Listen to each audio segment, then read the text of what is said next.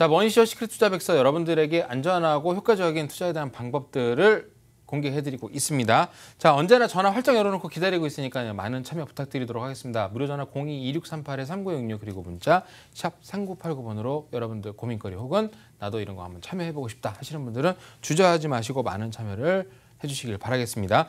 네. 자, 오늘은 좀 위험 요소에 대해서 살펴볼 수 있다고 말씀을 주셨어요. 네, 지금 앞 시간에도 캐리트레이드에 저희가 투자처를 이야기하면서 항상 장점만 이야기할 수는 없잖아요. 그래서 네네. 캐리트레이드에 대한 부분도 한번 살펴봤는데 NPL도 마찬가지입니다.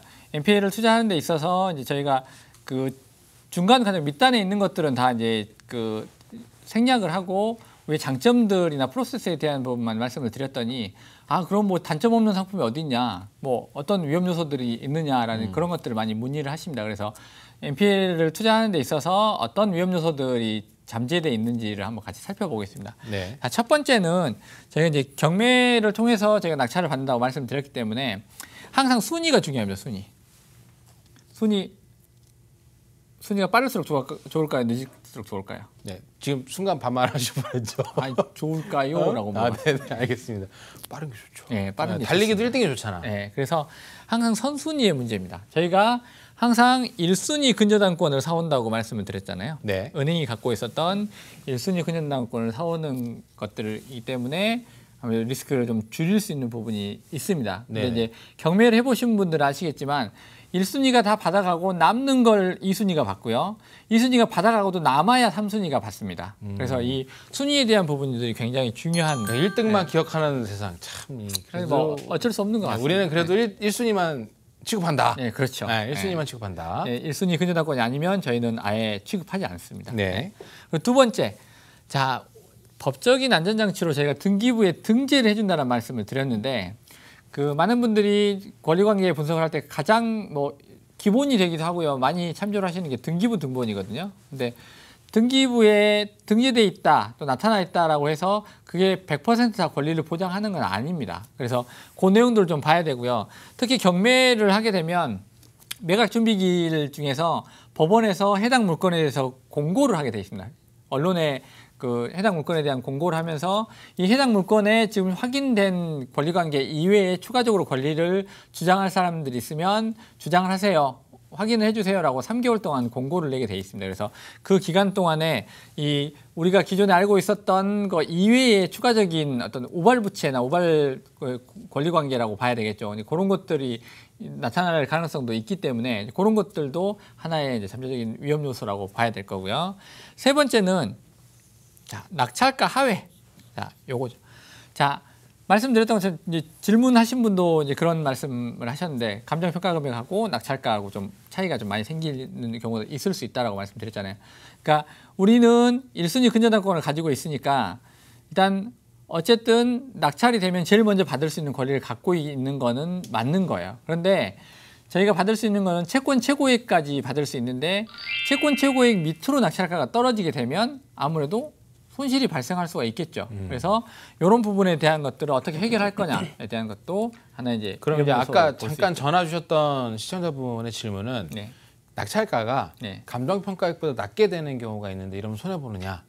그럼 사실 거기 단계에서는 손해가 아니고, 그렇죠. 낙찰가가 채권 최고액 밑으로 떨어져야 채권 최고액 미만으로 떨어져야지. 그럼 이제 예를 들어서 이런 게 있잖아요.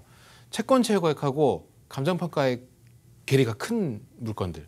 그런 건 좀 안전한 거네.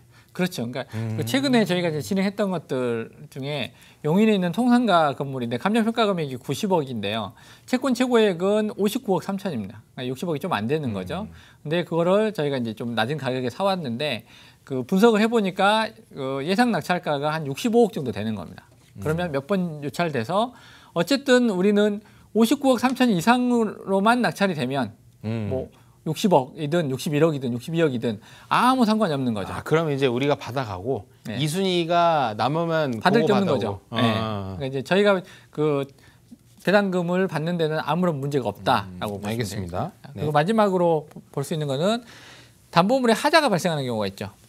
자, 경매에 참여해서 물건을 보러 갔는데 물이 안 나온다거나 또는 뭐 유리창이 많이 깨졌다거나 추가적으로 뭐 그 내가 비용이 들어가야 되는 그런 문제들이 생기거나 또 불법으로 누가 점유를 하고 있다거나 이런 것들 다양한 하자들이 발생하게 되면 아무래도 낙찰을 받으려고 하는 사람이 좀 꺼리게 되는 문제가 생기겠죠. 그리고 이런 하자가 생기면 당연히 낙찰가도 가만히 돼서 좀 떨어질 가능성이 있습니다. 그래서 해당 담보물의 하자 발생 가능성 이런 것들이 이제 NPL 투자하는 데 있어서 볼 수 있는 위험 요소라고 볼 수 있습니다. 자, 그럼 우리 기다리지 말고 빠르게 해결 한번 해보자고요. 예. 해결 요소들을 좀 설명해 주시죠. 예. 자, 그러면 이 문제들 어떻게 해결할 거냐 같이 한번 보시겠습니다. 자, 첫 번째 선순위에 대한 부분을 어떻게 해결할 거냐. 자, 우리가 1순위 근저당권을 잡아서 제일 먼저 질권자가 배당을 받는다고 말씀을 드렸는데요. 저희보다 우선하는 게 있습니다. 가장 우선하는 게 조세 공과금입니다. 자, 세금은 항상 제일 1순위입니다. 그래서 당해세 같은 것들이 먼저 빠져나가게 해서 또 하나 임차가 나가 있다고 하면 임차 보증금, 소액 임차 보증금이 또 빠져나가게 되어 있습니다. 그래서 이런 내용들을 반드시 확인을 해야 됩니다. 그래서 세금이 얼마나 밀려 있는지 그리고 임차인들이 얼마나 있고 임차 보증금이 얼마인지 그래서 그 보증금이 소액이어야만 받아갈 수 있으니까 임차인들이 많이 있다고 하더라도 보증금이 높은 경우는 대상에서 제외가 됩니다. 그래서 앞에서 말씀드렸던 상가 건물 같은 경우도 상가에 지금 입주해 있는 세대들이 26개나 되지만 실제로 소액 임차 보증금을 받을 세대는 3군데밖에 없었다는 거죠. 그러니까 이런 것들을 확인하면 비용에 대한 부분들을 계산을 할 수가 있습니다. 그리고 뭐 세금이 밀려 있는 것들은 당연히 뭐 확인이 금방 되기 때문에 어느 정도 밀려 있는지 이런 것들을 확인하면 우리가 받는 것보다 선순위로 받을 것들에 대한 내용들을 파악할 수 있으니까 이것도 비용으로 나가는 거잖아요. 나중에 수익에서 제외를 시켜야 되는 겁니다. 그래서 이렇게 확인하면 될 거고요. 자, 이런 것들은 실은 저희가 이제 NPL을 매입해 올 때 해당 금융기관을 통해서 미리 확인을 합니다. 그래서 이런 내용들이 얼마만큼 차감이 될 거냐는 것들을 확인하고 물건을 초이스하기 때문에 이런 것들을 그렇게 해치를 하고 있고요. 자, 두 번째 예상 낙찰 할가를 밑돌 경우 이런 경우가 있습니다. 저 글자 빠졌어. 때자가 빠졌어요. 밑돌 때가 없죠. 네, 때를 네. 써주겠습니다. 네. 네. 밑돌 밑돌 때 어떻게 해결할 거냐? 실은 경매를 통해서 낙찰을 받는다고 했기 때문에 실은 NPL을 취급하는 대부업체가 NPL을 그냥 사서 그냥 경매에 넣어버리고 나몰라라 하는 게 아닙니다. 이 경매를 통해서 우리가 원하는 낙찰가를 받아서 배당을 충분히 받을 수 있는 데까지의 작업을 계속 해야 되기 때문에 이럴 경우는 방어입찰 같은 경우를 들어가게 됩니다. 그래서 낙찰가가 너무 밑으로 떨어지지 않게끔 조정하는 그런 방법들, 기법들을 쓰기 때문에 이런 경우에 대한 것들은 해지를 할 수 있다라고 보시면 될 것 같고요. 또 하나 저희가 이제 당연히 물건을 부동산 실물이 있기 때문에 임장 활동을 갑니다. 그래서 임장 활동을 가서 해당 물건에 대한 내용들을 확인하고요. 그리고 경매를 할 때 이제 경매의 기법 중에 하나인데 해당 지역에 어떤 붐업을 시킬 수 있는 것들도 저희가 이제 파악을 해서 그런 것들도 일정 부분 반영이 되게끔 합니다. 개발 호재가 있다라고 하는 경우 또는 또 뭐 전철이 들어온다 하는 이런 것들을 미리 사전에 입수를 하게 되면 그런 것들을 홍보 효과들을 좀 누릴 수 있게끔 해서 해당 물건에 대한 가격을 좀 어느 정도 이상 유지될 수 있게끔 하는 그런 전략들도 좀 같이 취하고 있습니다. 그리고 마지막에 말씀드렸던 것처럼 이제 낙찰을 받고자 하는 사람들이 임장 활동을 하러 갔어요. 근데 유리창이 막 다 깨져 있고 막 여기저기 오물이 막 널려 있고 뭐 누가 거기서 이제 쇠파이프 갖고 뭐 점유하고 있고 막 이런 경우가 생기면 이거 안 되겠는데 나중에 이거 낙찰 받으면 어떻게 처리하지 막 이런 걱정들이 생길 수가 있습니다. 그래서 과거에는 실은 채무자가 실은 내 거라서 뺏기기가 좀 억울하잖아요. 그래서 이제 그런 경우들이 왕왕 있었습니다. 네네. 그래서 이런 것들을 좀 방어하기 위해서 강제 관리를 신청할 수 있습니다. 자, 관리인을 선임을 해서 관리를 신청을 하면 관리인이 해당 물건에 대한 하자가 발생하지 않게끔 앞에서 말씀드린 불법 점유를 한다거나 또는 해당 담보물이 해당 부동산을 훼손하는 그런 것들을 좀 예방하고 관리할 수 있는 이런 제도적인 장치가 마련되어 있습니다. 네. 그래서 만약에 모르고 그렇게 했다라고 하면 경매 방해죄로 저런 죄가 또 있군요. 네, 그렇게 하신 분들은 처벌을 받을 수가 있기 때문에 이것도 조심하셔야 될 부분이라고 보겠습니다. 자, 알겠습니다. 자, 위험 요소와 위험 요소를 어떻게 해결을 하는지를 살펴봤는데 전화가 또 한 통 와 있다고 하네요. 전화 한번 연결해 보도록 하겠습니다. 네, 여보세요? 여보세요? 네, 반갑습니다. 네, 안녕하세요. 네, 어떤 부분이 궁금하실까요? 방송 보면서 조금 안전한 것 같기는 한데, 네. 그게 이제 정말 그렇게 안전한 건지 그런 게 제일 정말 궁금한 안전한 건지. 네. 자, 저희 방송을 보시는 분들의 대체적인 질문이 공통사항이 네. 저희 모티브가 이제 안전한 투자 기법들을 말씀을 드리다 보니까 안전성에 대한 어떤 의구심을 많이 갖고 계신 것 같습니다. 자, 그 캐리 트레이드가 궁금하세요? MPL이 궁금하세요? 솔직히 조금 둘 다 안전하다면은 네. 관심은 두 가지 다 있거든요. 둘 다 관심이 있다. 네. 자, 그러면은 일단 저희가 지금 녹화를 진행하는 중에 MPL부터 설명하고 있었으니까 네. MPL 전문가 분부터 연결을 하고 넘어가겠습니다. 네. 네. 네, 시청자님 안녕하세요. 안녕하세요. 네, 뭐 저희 방송 시청해 주셔서 감사드리고요. 자, 지금 이제 항상 안전성에 대한 부분을 말씀드리는데요. 일단 부동산은 기본적으로 안전하다는 인식을 기본적으로 갖고 계세요. 왜냐하면 부동산은 실물이 있잖아요. 네. 네, 그래서 이제 많이 선호하시는 게 일단 이거는 없어질 거 아니니까. 예를 들어서 이제 주식하고 비교를 한다라고 단순하게 비교를 한다고 하면 주식은 실은 눈에 잘 안 보이잖아요. 이 시스템 통해서 그냥 거래가 주로 되는 거니까. 근데 부동산은 번지수가 나와 있고요. 뭐 해당 물건 내가 찾아가서 확인을 해보고 뭐 만져볼 수도 있고 들어가 볼 수도 있고 하잖아요. 그래서 그 실물이 있다라는 게 일단 첫 번째로 고려를 하셔야 될 거고요. 두 번째는 그 앞에서도 말씀드렸지만 해당 그 부동산에 저희가 MPL을 사오게 되면 내 이름으로 등기부에 등재가 됩니다. 그럼 법원에서 이 해당 그 부동산에 대한 이해관계자로서의 권리가 있다라는 걸 증빙을 해주기 때문에 그것도 또 하나의 안전장치가 될 수 있고요. 그리고 투자의 진행 과정도 투명해야 되는데 경매를 통해서 낙찰받아서 배당을 받는 거기 때문에 경매 과정은 경매 사이트에 들어가면 언제든지 확인할 수 있잖아요. 사건 번호가 다 있으니까. 그래서 네. 그 진행 상황들도 다 확인할 수가 있고 또 더불어서 법원에서 진행 상황이나 뭐 낙찰에 대한 내용들을 우편물로 계속 보내줍니다. 그러면 그걸 받아서 진행이 어떻게 되고 있는지 확인할 수가 있기 때문에 이런 것들이 안전장치라고 할 수 있고요. 무엇보다도 마지막까지 내가 예를 들어서 낙찰돼서 배당을 받게 된다고 하면 법원에서 직접 나에게 배당금을 지급을 해줍니다. 그래서 처음 그 시작돼서 마지막으로 내가 배당금을 받는 그 시점까지 어떤 안전장치들이 다 갖춰져 있고 또 오픈이 되어 있다라고 보시면 되겠습니다. 그래서 이런 것들이 NPL 투자의 안전성을 어떤 담보를 해주는 그런 안전장치들이라고 이해하시면 될 것 같습니다. 그러면은 그거를 제가 네. 뭐 소규모로도 할 수 있는 거잖아요. 번호 보면은 네, 예. 적은 금액으로 다른 일반 뭐 이렇게 집을 사거나 그러면은 큰 금액이 들어가야지 되는데 네네. 그게 아니라 이렇게 주식보다는 조금 돈이 많이 들어가야 되는 것 같긴 하지만 아주 큰 금액으로 처음에 그렇게 시작을 안 해도 되는 것 같아서. 예. 예, 투자금의 규모도 많이 이제 저희들을 문의를 하시는데요. 네. NPL의 장점 중에 하나가 우리가 1순위 근저당권을 가져오기 때문에 이 해당 채권을 사올 때 채권 매입 금액의 80~90%까지 또 대출을 받을 수가 있어요. 이게 가장 큰 장점입니다. 그러니까 레버리지를 충분히 쓸 수 있다는 거죠. 왜냐하면 원래 은행이 갖고 있었던 1순위 근저당권이기 때문에 1순위는 가장 먼저 배당을 받잖아요. 그래서 그 해당 금융기관에서도 얘네들 뭐 그 대출해주고 회수하는데 문제가 없다라고 판단이 되기 때문에 충분히 대출을 해주는 거거든요. 그래서 실제로 우리가 해당 물건에 들어가는 투자 금액은 뭐 10에서 15% 그 이자나 비용들을 다 감안하더라도 20%가 채 안 되는 그 매입 금액 가지고 투자를 진행할 수 있기 때문에 그래서 소액을 가지고도 투자가 가능하십니다. 그래서 1,000만 원 이상이면 투자를 하실 수가 있는, 그러니까 부동산을 내가 투자를 하는데 1,000만 원을 투자할 수 있다. 이것도 NPL이 갖고 있는 굉장히 큰 메리트 중에 하나라고 말씀드릴 수 있겠습니다.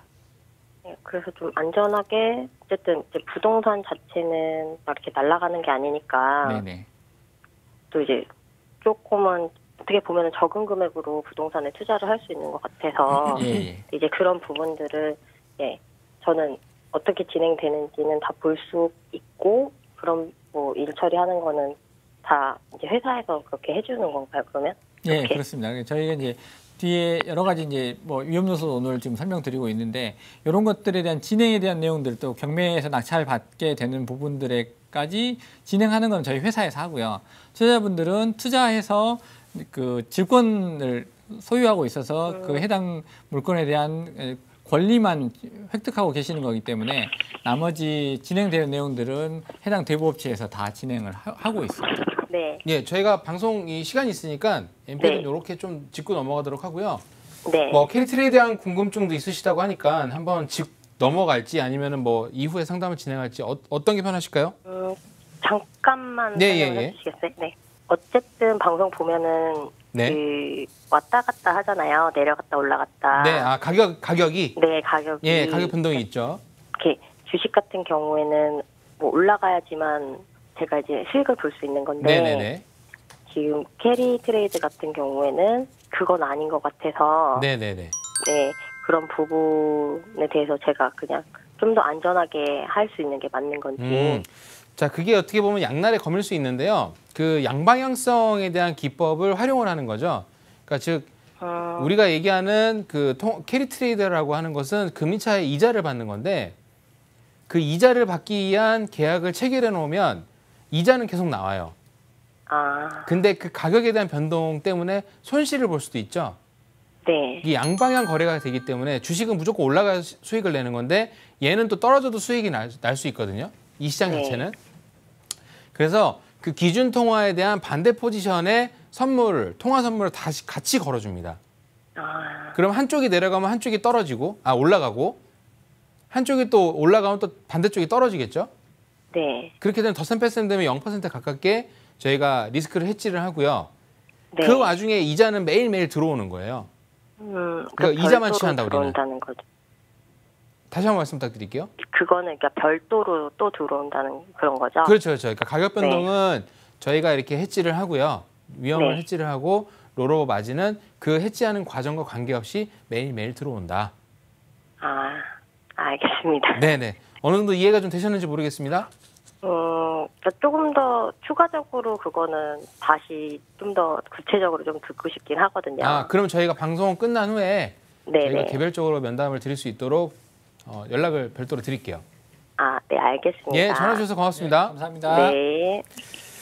자, 지금 뭐 얘기를 듣다가 전화를 받았는데 네. 뭐 어쨌든 안전성에 대한 궁금증이 가장 많으신 것 같아요. 저희 네. 이제 또 다시 시간이 없어요. 빨리 본론으로 넘어가시죠, 이제. 근데 중간에 캐리를 하다 보니까 이게 캐리 방송인지 아, MPL 중간에- 지금 네. MPL 시청자 여러분 지금 MPL 방송을 나누고 있습니다. 예, 중간에 MPL 얘기를 나누고 있습니다. 들어오신 네. 분들은 오해하실 네. 수도 아유, 또 있겠어요. 분량 뺏길까 봐 또 네. 이게 걱정하시는 거예요. 자, 그러면 많이 문의하신 것 중에 하나고요. 저번에 저희가 이제 안호봉 씨 왔을 때 네, 네. 그때 이제 그분이 재밌게 했지, 그때 방송. 네, 그래서 MPL 사기 뭐 요거 이야기 나왔었어요. 네. 그래서 이제, 아, 맞아. 질문 중에 네, 그러면 만약에 이걸 갖고 사기를 친다면 네, 어떻게 칠 거냐? 네. 라고 물어봤죠. 네, 그래서 그 이제 대출을 받는 과정이나 낙찰을 받는 과정에서 실은 짬짬이가 좀 있을 수 있거든요. 네네. 경매에도 그런 것들이 어떻게 보면 좀 허점이라고 할 수 있을 건데, 그러니까 예를 들어서 간단히 좀 설명을 드리겠습니다.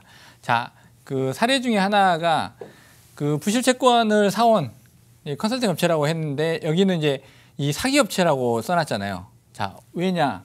금감원에 등록되어 있지 않은 대부업체가 아닌 컨설팅 업체예요. 자, 요거를 좀 주의하셔야 됩니다. 그러니까 NPL을 취급할 수 있는 회사는 금융감독원에 등록이 돼 있는 관리 감독을 받는 대부업체만 할 수 있습니다. 그래서 부동산 컨설팅 업체, 뭐 NPL 컨설팅 업체 이렇게 해서 소개를 할 경우는 금감원 등록증을 반드시 확인을 하셔야 된다는 것도 좀 보셔야 되고요. 그다음에 투자자가 있습니다.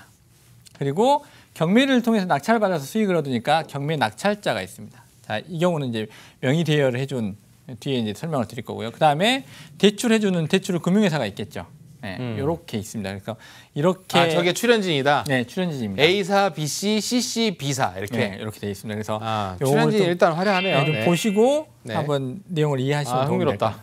자, 첫 번째 A사, 컨설팅 업체죠. 네. 말씀드렸던 컨설팅 업체입니다. 이 컨설팅 업체에서 채권 최고액이 29억인 NPL 임야 물건을 가지고 왔습니다. 그래서 이걸 얼마에 사왔냐? 15억 원에 삽니다. 임야 가치가 낮아서. 네, 그러니까 이 회사가 대부업체를 동원해서 샀겠죠. 네. 그리고 이 A사는 투자자에게 자 16억 원에 이 물건을 매각을 합니다. 자, 무슨 이야기냐? 자, 29억을 받을 수 있는 물건이 있습니다. 이거를 우리가 16억 원에 팔 테니까 사세요. 인 거예요. 거예요. 그러면 채권 최고액까지는 받을 수 있다라고 알고 있잖아요. 그래서 이분이 그러면 뭐 엄청 수익이네요. 네, 이거 굉장히 수익이 클 거라고 보고 매입을 합니다. 그러면 이 A사는 15억짜리 16억에 팔았죠. 이제 B 씨가 물린 거구나. 네, 그래서 여기에서 1억 원의 수익을 얻습니다. A사가. 그렇죠. 1억 얹어서 팔았잖아요. 먹고 나온 거죠. 네, 자 그렇게 하고 A사는 이 15억의 매입 자금 중에서 이제 29억짜리를 15억에 사왔잖아요. 네. 자 NPL의 장점 중에 하나가 뭐라 그랬어요? 질권 대출. 질권 대출이잖아요. 네. 네, 그래서 15억짜리를 13억을 대출을 받은 거예요. 네, 그리고 투자자한테는 2억 원의 투자를 받았습니다. B 씨가 그 또 투자해갖고 그 산 그렇죠. 거를 자기가 다시 16억에 산 거야. 그렇죠. 그래서 이제 이렇게 되면 15억의 매입 금액은 다 빠지고요. 16억에 했으니까 1억이 수익이 남은 거죠. 이 네네. 회사는. 네. 자 그렇게 하고 자 팔 때 우리가 이 물건을 낙찰받을 수 있게 해주겠다. 일단 뭐 결론이 보이긴 하는데 B 씨가 완전 그냥 진짜 쪽 당했네. 그냥 그래서 완전히. 이럴 경우에 자 우리가 제3자를 내세워서 낙찰받을 수 있게 해주겠다. 얼마에? 한 27억 정도에 낙찰받으면 되지 않겠냐라고 네. 한 거예요. 우리 짬짬이를 해서 그렇게 해주겠다라고 한 거죠. 네네. 근데 이거 자체가 문제예요. 자 경매는 아무리 짬짬이를 한다고 해도 변수가 많기 때문에 경매를 해보신 분들은 알겠지만 낙찰받기가 정말 어렵습니다. 그렇지. 네, 그래서 정말 비이성적인, 비정상적인 가격으로 높게 쓰지 않는 이게 적정 낙찰가가 예를 들어서 이게 한 25억 되는데 27억, 28억에 낙찰 받아 간다는 거는 그만큼 우리가 손해 본다는 이야기이기 때문에 그렇죠. 네. 그렇게 하는 경우는 없습니다. 그래서 낙찰 받을 수 있게 해준다라고 하는 게 실은 굉장히 어려운 겁니다. 저희도 네. 이제 그 NPL을 가지고 나중에 집을 할 수 있게끔 도와드린다라고 말씀을 드리지만 말 그대로 도와드리는 거지 확정해 드릴 수는 없다라는 것들 그런 것들을 좀 유념을 하셔야 되고요. 그래서 27억에 낙찰을 받는다라고 하면 이분 투자자 입장에서는 어때요? 내가 16억에 사왔는데 27억에 낙찰 받을 수 있게 해준다는 거예요. 그러면 13억이 내 거네. 네. 14억이 내 거네. 14억이 네, 14억이 내 거네. 네, 그래서 여기서 대출 13억은 그 금융기관에 갖고 가겠죠. 야, 이건 100%의 수익이 넘는 거잖아요. 그래서 이걸 정말 좋다라고 생각을 한 거예요. 네. 근데 문제는 뭐냐면 이 A 회사, 컨설팅 회사죠. 이 회사가 다른 사람을 동원해 가지고 2순위에다가 금융기관이 1순위겠죠. 은행 대출해 준다. 여기가 1순위예요. 네. 1순위고요. 다른 사람 동원해서 12억 원의 2순위 질권을 설정을 해버립니다. 투자자 몰래. B 씨는 그럼 질권이 없는 상태잖아요. 그러면 이분은 어때요? 없는 건 아니지만 자기가 질권을 샀잖아요. 이 사람 3순위로 밀리게 됩니다. 그렇지. 왜냐하면 자기는 1순위 근저당을 갖고 있는 건데 네. 근저당보다 우선한 1순위, 2순위 질권자가 있는 거잖아요. 그렇죠. 그래서 첫 번째 1순위는 은행에서 대출해 줬으니까 당연히 그 질권을 설정해 놨을 거고요. 그리고 이 회사가 이 투자자 몰래 2순위로 이 금액을 설정을 해버립니다. 왜? 어쨌든 소유권은 근저당권의 소유권은 대부업체에 있습니다. 있으니까. 회사가 갖고 있으니까. 그러니까. 네, 그리고 개인이 할 수가 없으니까. 그렇죠. 이 회사가 투자자에게 질권을 설정해 주니까 이런 문제가 생겨 버릴 수가 있는 거죠. 그러면 이분은 모르고 있다가 3순위로 밀린 거예요. 당했네. 네, 그래서 예를 들어서 이 3순위니까 2순위까지 받아가는 걸로 낙찰이 돼버리면 그러면 이 투자자는 받아갈 게 없는 상황이 돼버리는 거예요. 그래서 이렇게 되면 이 사람은 2억을 투자했는데요. 또 구매해오기 위해서 1억도 들어갔죠. 총 3억이 이분한테는 들어갔어요. 근데 2순위로 12억 설정돼 있고 대출이 13억이면 25억이잖아요, 벌써. 네. 그래서 그렇게 되고 여기선 그 컨설팅 회사가 1억을 갖고 갔고 이 사람이 순위가 밀렸기 때문에 결국은 받게 되는 거는 2억밖에 못 받죠. 자기는 총 3억 썼는데. 그렇죠. 그러면 1억을 손해를 보게 되는 상황이 생기고.